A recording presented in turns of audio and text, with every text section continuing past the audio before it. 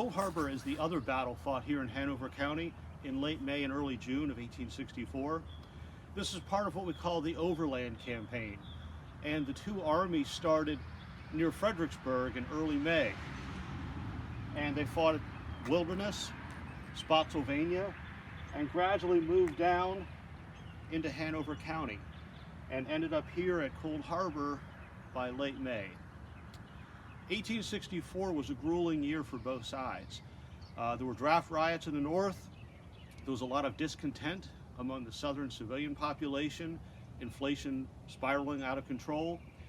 1864 was also an election year, so President Lincoln is concerned about his chances for the upcoming election and keeping the war momentum going. As the armies come into this area, they will meet at the Shelton House, which is just north of here, also a part of the national park that you can visit. And by late May, the two armies have converged on the Cold Harbor crossroads. When the two armies came here to Cold Harbor, some of them remembered that they were here, ironically, just 2 years earlier, and soldiers saw evidence of the previous battle at Gaines's Mill, including battlefield graves. The first 2 days of the battle at Cold Harbor were Union successes. The Confederates were pushed back, which encouraged General Grant to launch a third, more massive assault early on the morning of June 3rd. That attack will fail with heavy casualties.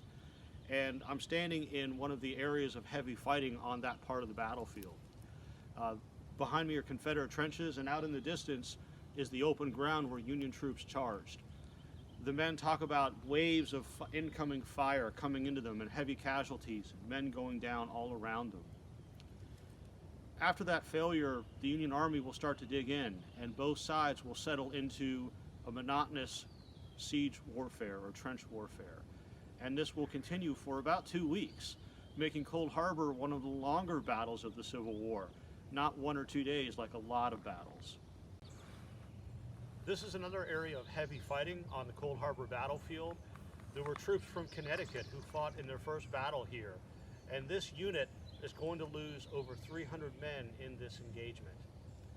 The Battle of Cold Harbor ended with 5,000 Confederate and 15,000 Union casualties, making it the 13th bloodiest engagement of the Civil War. Today at the park, we have monuments and historic markers. There are 3 miles of trails, a visitor center, and you can see historic landmarks like the Garthright House, which was a Union field hospital. The park also holds special events throughout the year and gives ranger-guided tours during the summer.